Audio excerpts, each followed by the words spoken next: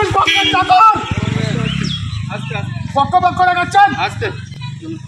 না না ওই এইভাবে ইয়ে করছেন কেন আপনাদের ছুটি করার জন্য আমি সে কথা বলছি মারামারি হয় পাড়ায় ঠিক আছে এই মুহূর্তে লাইভ দেখছেন আমার বাচ্চা ছেলেটা হয়ে যাচ্ছে গো। তৃণমূল কংগ্রেস ও কংগ্রেসের মধ্যে ব্যাপক বোমাবাজিতে উত্তপ্ত রানীনগর। গুরুতর জখম হলেন তৃণমূল কর্মী। ঘটনাটি ঘটে মুর্শিদাবাদ জেলার রানীনগর থানার ডেপুটি পাড়া এলাকায়। তৃণমূল কংগ্রেস ও কংগ্রেসের মধ্যে সংঘর্ষে গুরুতর আহত দুই তৃণমূল কর্মী। আহতদের উদ্ধার করে চিকিৎসার জন্য নিয়ে যাওয়া হয় গধনপাড়া প্রাথমিক স্বাস্থ্য কেন্দ্রে। সেখানে তাদের পরিস্থিতি ঠিক না থাকায় উন্নত চিকিৎসার জন্য বহরমপুর মেডিকেল কলেজ হাসপাতাল স্থানান্তরিত করেন। তাদের মধ্যে একজনের পরিস্থিতি আশঙ্কাজনক বলে জানা গেছে। তবে ভোট মিটে গেলেও এখন পর্যন্ত এই অশান্তির ঘটনায় ব্যাপক চাঞ্চল্য এলাকায়। খবর পেয়ে রানীনগর থানার পুলিশ ঘটনাস্থানে পৌঁছে গোটা পরিস্থিতি নিয়ন্ত্রণ করে। তারপর সেখান থেকে 3 বালতি তাজা সকেট বোমা উদ্ধার করে। ঘটনায় কি জানালেন স্থানীয়রা শুনুন। এখানে আমরা বিছানি আছি আর ওই পাড়াতে একবার দাঁড়াদার বম ফেলতে লেগেছে আর আমার এই দিকটা লোক কেউই যায়নি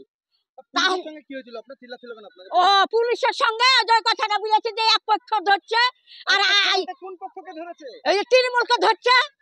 আর কংগ্রেস জোট পার্টিকে ধরছে না কেন ধরছে না কেন হ্যাঁ জোট পার্টির উপরে যাচ্ছে না ওই পাড়ায় যাচ্ছে এই ঘুরে ফিরে খেনি কোন অন্য জায়গায় যাচ্ছে না অন্য জায়গায় যাচ্ছে না কে যাচ্ছে না পুলিশে যাচ্ছে না রানীনগর থানা পুলিশ হ্যাঁ রানীনগর থানা পুলিশ আমরা যাবো পুলিশের কাছে আপনার নাম আমার নাম সকেনা বেওয়া মানে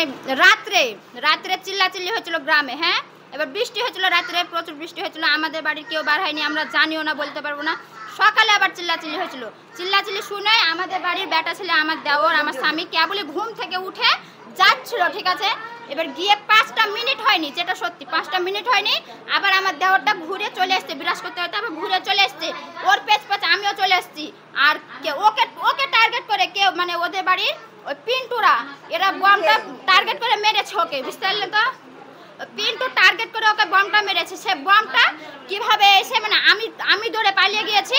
ওর এসে এখানে লেগে গিয়েছে মানে এই জায়গাটা দিয়ে রক্ত বেরোচ্ছে আমরা এই জায়গাটাই ধরেছি এখানে কিছু না দেনা পাওনা নিয়ে আমাদের সাথে ঝামেলা না জমি নিয়ে ঝামেলা না আমাদের সঙ্গে পার্টি নিয়েও ঝামেলা না ডেপুটি পাড়াতে পার্টি নিয়ে ঝামেলা হয় কিন্তু আমাদের সঙ্গে হয় না বুঝতে পারলেন তো কিন্তু ওকে টার্গেট করে বমটা মেরে দিয়েছে এখানে এসে লেগে গিয়েছে ও বাড়িতে এসে এখানে উল্টে পড়ে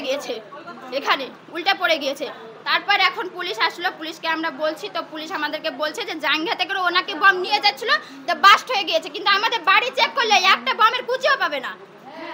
বুঝতে পারলে আর আমাদের বাড়ি এরা 3টে ভাই